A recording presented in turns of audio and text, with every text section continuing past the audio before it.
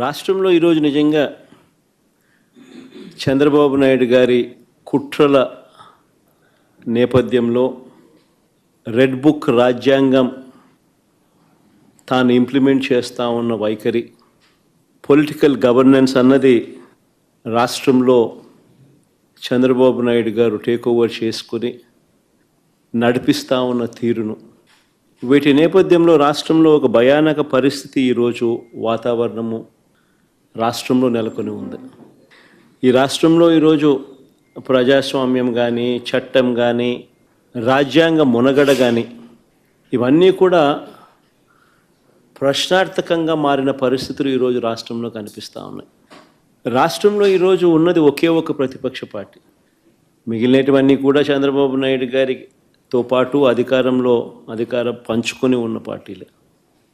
TDP అయినా, BJP అయినా, జనసేన అయినా అన్నీ కూడా అధికారంలో భాగస్థులై అధికారంలో ఉన్న పార్టీలు. రాష్ట్రంలో మిగిలి ఉన్నది ఒకే ఒక్క ప్రతిపక్ష పార్టీ, వైఎస్ఆర్ కాంగ్రెస్ పార్టీ. ఈరోజు ప్రజలకు ఏ కష్టం వచ్చినా కూడా పలుకుతూ ఉన్న పార్టీ కూడా ఒక వైఎస్ఆర్ కాంగ్రెస్ పార్టీ. ఎవరికి ఏ కష్టం వచ్చినా, రైతుకు ఏ కష్టం వచ్చినా, అక్క చెల్లెమ్మలకి ఏ కష్టం వచ్చినా, నిరుద్యోగులకు ఏ కష్టం వచ్చినా, విద్యార్థులకు ఏ కష్టం వచ్చినా, చివరికి ఉద్యోగులకు ఏ కష్టం వచ్చినా కూడా, ఇదే కాక అధికారం కోసం చంద్రబాబు నాయుడు చేసిన మోసాలు, ఆయన సూపర్ 6, ఆయన సూపర్ 7 సహా 143 హామీలు తానిచ్చి అడ్డగోలుగా ప్రజలను మోసం చేసి అడ్డగోలుగా తాను పరిపాలన చేస్తూ ఉన్న ఈ సంవత్సర కాలంలో తన మోసాలను ఎండకడుతూ తనను ప్రశ్నిస్తూ ఉన్న పార్టీ కూడా ఒకే ఒక్క వైఎస్ఆర్ కాంగ్రెస్ పార్టీ మాత్రమే. ప్రతిపక్షంగా ఒక పార్టీ ఉన్నప్పుడు ఆ పార్టీ ప్రజల అభిప్రాయాలను సమీకరించడం, ప్రజలకు సంఘీభావంగా వారితో పాటు గొంతు కలపడం, ప్రజలకు తోడుగా నిలబడడం చేయాల్సిన ధర్మం కూడా ప్రతిపక్ష పార్టీదే. వైఎస్ఆర్ కాంగ్రెస్ పార్టీ ఒక్కటే ఇవన్నీ విషయాలలో కూడా ప్రజలకు ఈ సంవత్సర కాలంలో అన్ని రకాలుగా తోడుగా నిలబడింది.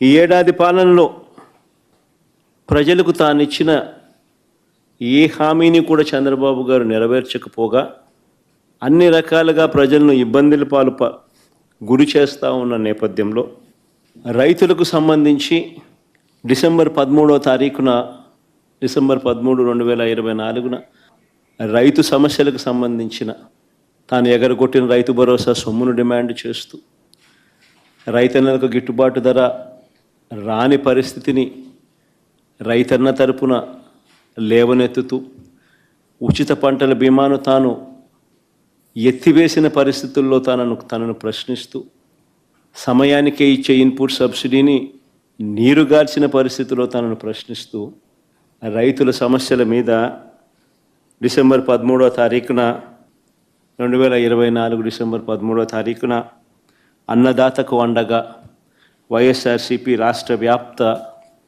ధర్నా కార్యక్రమానికి పిలుపునిచ్చి రైతులకు తోడుగా నిలబడింది. డిసెంబర్ 24 కరెంటు ఛార్జీల బాదుడుపై ఏకంగా 15,000 కోట్ల రూపాయల బాదుడు.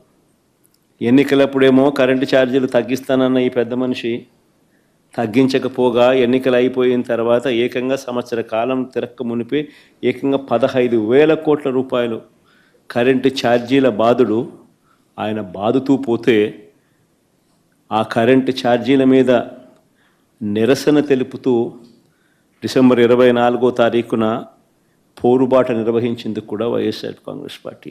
పిల్లల చదువులతో చంద్రబాబు నాయుడు చెలగాటమాడుతూ పిల్లలకు ఇవ్వాల్సిన విద్యా దీవెన, వసతి దీవెన బకాయిలు ఇవ్వకోకుండా చివరికి ఆ పిల్లలు చదువులు ఆపేసి పనులకు పోతా ఉన్న పరిస్థితుల మధ్య ఆ పిల్లలకు తోడుగా నిలబడుతూ మార్చి 12 యువత పోరు పేరుతో ఆ పిల్లలకు తోడుగా ఉంటూ, ఈ హామీయే కాకుండా నిరుద్యోగ భృతి సంగతి ఏమిటి, సంవత్సరం గడిచిపోయింది, ఇస్తానన్నావు కదా 36,000 ప్రతి సంవత్సరం, దాని గతి ఏమిటి అని చెప్పి కూడా గట్టిగా నినదిస్తూ యువతకు తోడుగా ఉండి మార్చి 12వ తారీఖున యువత పోరు నిర్వహించాం.